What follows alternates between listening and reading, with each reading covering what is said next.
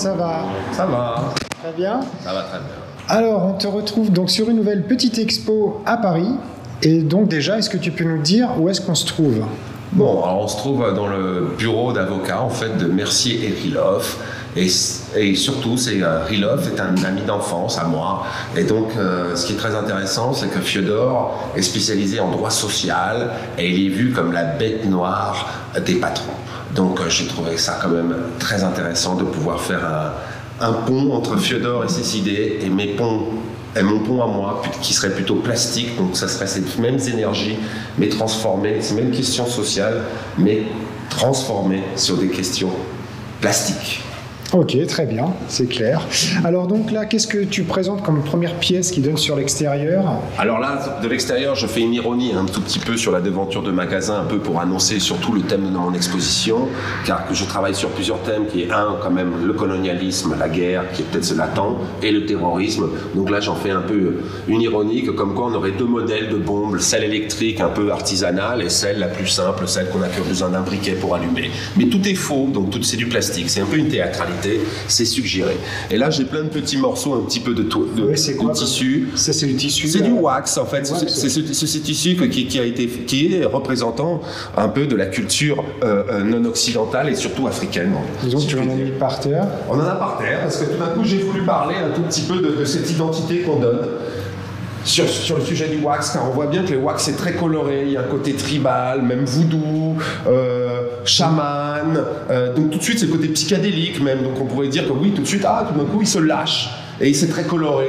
Et donc j'ai voulu me servir un peu de toute cette identité de couleurs, de même, et on s'en sert beaucoup pour de la déco, les gens s'habillent beaucoup avec ça. Mais c'est un tissu d'origine africaine, il y a une origine africaine à la base, mais l'industrie et le monde industriel a créé le wax qui est fabriqué en Hollande et donc designé par des designers hollandais, et donc il n'y a rien d'africain.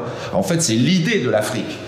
Et moi, j'ai voulu pousser ça, en fait, comme une histoire de vouloir raconter des histoires, et là, on se retrouve plus sur l'histoire liée dans des livres d'encyclopédie et de recherche sur l'origine des mots. Là, par exemple, on se retrouve tout de suite avec les masques que les esclaves portaient, qui étaient fabriqués en métal. Et ça, ce sont les vrais. En fait, moi, je me base sur une réalité, en fait. Et donc là, tu as mélangé deux techniques, en fait. Donc, le dessin, qu'on voit en gris, et... Absolument, absolument. En fait, le tissu apparaît dessous. Mais c'est comme si, entre guillemets, si on avait une autre image dans l'image. D'accord. C'est une double image. Et cette autre image, en fait, nous envoie vers autre chose. Qui est quelque chose qu'on va peut-être dire plus gentil, plus joli, plus esthétisant. Ok. Et donc... Et donc là, on a une deuxième pièce, celle-ci. Alors, quel est le sujet de... Là, en fait, je me base encore sur ce dessin d'encyclopédie, sur ces objets qui ont vraiment existé. Et là, c'était marqué au fer rouge. Et donc là, ce sont les initiales de la famille à laquelle appartenait l'esclave. D'accord. Donc là, encore la même chose. La même chose, parce qu'en fait, j'ai voulu, moi aussi, dénoncer ça, comme aussi le vouloir remettre sur le feu, même si c'est quelque chose du passé. Je pense que c'est des choses qu'il faut jamais oublier. Là, par exemple, c'était ce qu'ils mettaient autour du cou des esclaves, comme s'ils étaient des vaches avec des cloches. Et je trouve que c'est tellement affreux, ce genre d'éléments, que moi, ça parle de lui-même. Et j'ai voulu surtout lui donner un parallèle avec cette image un tout petit peu, on va dire, séduisante du tissu, qui t'emmène vraiment sur faire quelque chose d'esthétisant, mélancolique presque. Et ensuite, là, pourquoi mettre une... Pourquoi alors là, pourquoi? Parce que en fait la guillotine, je trouve que c'est aussi, c'est bien sûr l'invention, c'est presque une machine de torture. Donc c'est quelque part lié à cette culture de la torture, de la méchanceté, de mettre des masques, couper les mains. C'est tribal. C'est quelque chose en fait extrêmement méchant, si soi-disant c'était joli. Et surtout, je me suis renseigné que plein d'Africains y sont passés et ont été guillotinés. Donc c'était pour moi aussi que comme ça tu as d'autres symboles, d'autres cercles qui apparaissent un peu abstraits mais qui créent que cette image on la voit d'une manière différente. D'accord. Et là juste à côté, en fait ça c'est exactement le dessin, le trait qu'on aurait dans les livres donc des gens qui ont créé le monde des esclaves pour dire que c'est comme ça qu'en fait qu'on attache un esclave avec ses deux jambes, on les passe dans ces métaux tordus et on met le cadenas là et lui il est enfermé dans le bateau pour faire le voyage. Très bien. Ah ouais, c'est C'est dur, hein. Et donc là, tu reviens plutôt sur un sujet. En fait, qui est ce sujet? En fait, c'est le côté aussi de qu'on a créé, société, ce côté surrigide de notre société. Et donc, je joue aussi ce côté, en fait, c'est les dictatures en Afrique, le camouflage. Donc, je joue un tout petit peu ces éléments-là. Ça, c'est le chapeau typique colonialiste qui était la mode des colons, qui était dans toute l'Europe, je veux dire, pardon, dans toute l'Afrique. Et là, on a le poilu en dessous avec le tirailleur sénégalais, c'est ce qu'il portait. Donc c'est ce côté aussi, vouloir mélanger les cultures exprès pendant qu'elles sont peut-être pas forcément mélangeables. D'accord. Donc là, oui, ok. Donc c'est vraiment une installation sur le thème du colonialisme, de l'esclavage, et sur l'industrie, sur l'histoire liée à l'industrie, comme quoi on crée des industries, et sur l'identité. Comment l'identité et les styles et les dessins et les motifs, primitifs ou pas, peuvent nous emmener vers d'autres questions. Ok, super. C'est très intéressant, bravo. Et alors, donc là, tu nous emmènes dans un autre univers, enfin, dans un couloir très étroit. Et alors là, c'est plus du wax qu'on a par terre. Là, j'ai joué plutôt sur le fait que je savais que tout le monde avait des masques en ce moment, et tout le monde sait ce qui se passe avec le Covid.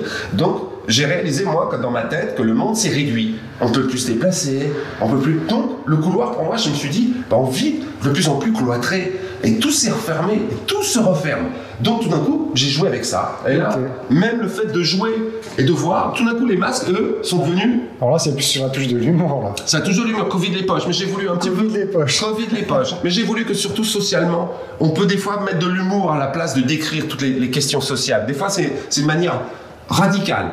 Là, c'est plus une question d'urgence. Donc j'essaie un peu de prendre toutes les images un peu qu'on avait dans les médias, et j'ai vu qu'elles beaucoup été mises en scène. Je suis désolé de dire ça, mais donc on voit bien qu'en fait c'est presque une sorte de pré-propagande. Ça c'est l'inverse. Ça c'est ce qui s'est passé dans les îles Maurice quand il y a le tanker qui a coulé, et ça c'est la question écologique. Donc je m'en suis servi comme un journal. Et donc comment as-tu travaillé là? Donc tu as mélangé les techniques, le dessin, le collage. C'est surtout du collage avec de la peinture et plein de techniques différentes.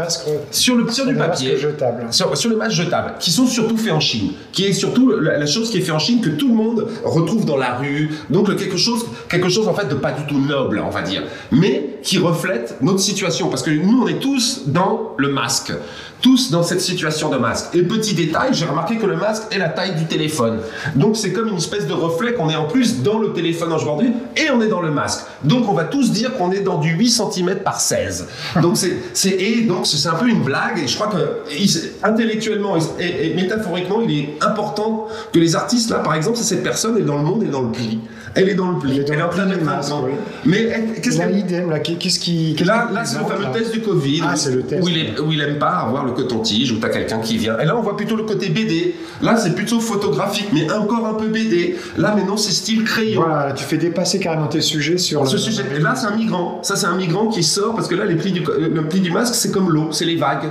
Et donc là on sort le migrant d'une des vagues. D'accord. Donc là tu joues vraiment avec le médium. Le médium. Et là c'est tout ce qui se passe avec les policiers qui arrêtent, et donc ça je l'appelle non-stop masque, pour dire que la police arrête les noirs et tout le monde aux États-Unis non-stop. Donc j'ai voulu faire un peu, et là surtout j'ai fait vieux tableau un peu à l'ancienne, un petit outillé, tout dans les couleurs.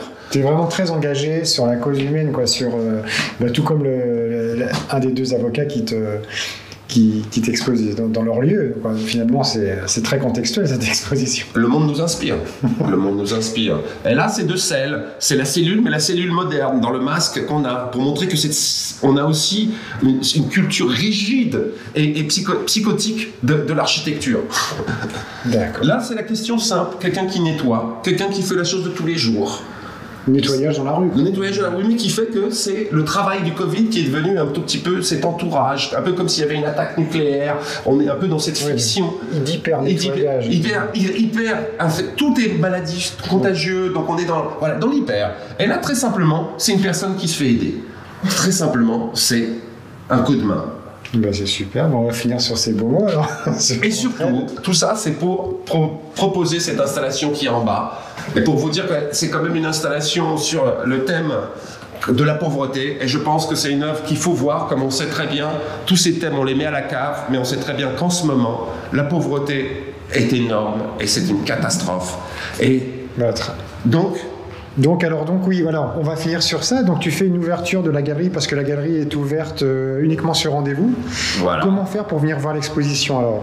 Là, déjà, on propose le samedi 10 octobre de 14h à 20h de venir et que je puisse accueillir du public. Vous êtes bienvenus. Au 9 rue des Deux Ponts. D'accord. Alors donc on va mettre en lien de la vidéo, en descriptif de la vidéo, on va mettre le lien vers ton site internet et peut-être ton Facebook aussi, que les gens aussi peuvent te contacter. Absolument. Et donc puissent venir découvrir l'installation qu'on va pas vous montrer. Vous viendrez découvrir ici, qui est sur le thème. Tu peux peut-être en dire un petit peu plus sur un thème bien plus spécifique encore. Oui, mais c'est sur un thème social, mais social aussi. Mais important, je pense, qui est surtout sur comment ouvrir ses yeux et comment comprendre notre société, notre mécanique, même si c'est loin, même si l'information nous surinforme, il faut créer une sélection. Très bien. Eh bien, merci beaucoup Malaki. Je remercie également infiniment Flavien Moras pour la post-production des vidéos, Pascal Geoffroy pour ses conseils, Stéphane Dion pour le développement web, et nous sommes tous sur la même longueur d'onde. Merci. Sentir nos âmes sur la même longueur d'onde. Positive et rebelle, nomade et vagabond. Ce soir la lune est pleine, les étoiles sont fécondes. Faisons attendre le ciel quelques milliards de secondes.